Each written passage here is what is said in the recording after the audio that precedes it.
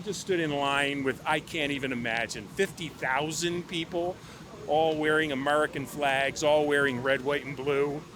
You could ask any one of those 50,000 people why they love America, and they could give you 10 reasons. You could ask any of those people why they love America, and they couldn't give you one reason, because they're ingrates.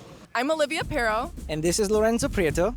And we're here with the Daily Signal at the Army's 250th birthday parade in Washington, D.C. And today we're asking people attending the parade what this parade means for them. And what are their thoughts on the No King's Day protest, and what did Trump do to deserve such a title? Let's go see what they have to say. What do you think of the parade?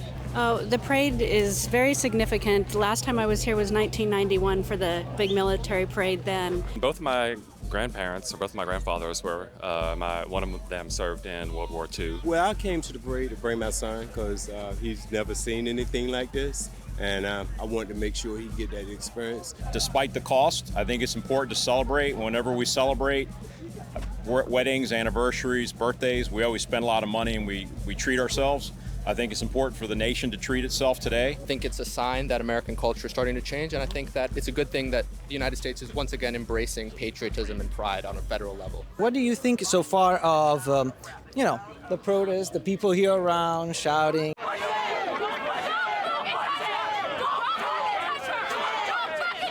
They're saying Trump is a king. What do you have to say to that? No, I don't think that a king would go around trying to decrease the size of the executive branch, which he's attempting to do through things like DOJ, any attempt to kind of decrease his own power base. I have seen no evidence of him acting as a king or dictator. If he were, he would send out vans and he'd go round up all these people that are on all the overpasses on the approaches to Washington, D.C. today that are protesting or advocating for this no kings nonsense. I don't think in 1775 they would have been standing in the line at Bunker Hill. This is the greatest country in the world. They can't do that in Iran. They can't do that in the Gaza Strip. They can't do that in Iraq. So thank God they're here, because otherwise they wouldn't be safe at all.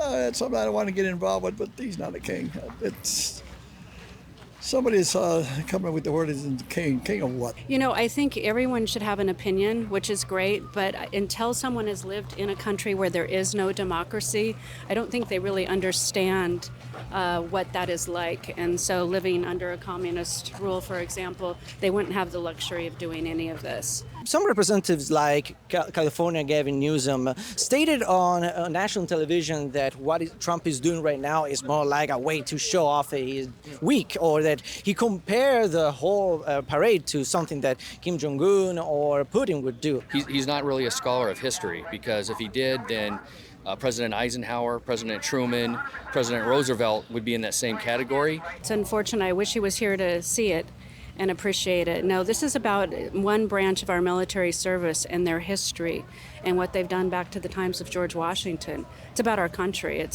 This is really not about Trump. I think I fundamentally disagree. I think the United States Armed Forces has always stood for liberty, justice, and freedom. I think they were founded to uphold those principles against British tyranny. And we've had a long tradition of military parades in this country. I see no reason why now they should symbolize tyranny and not the kind of founding principles that this country was founded on.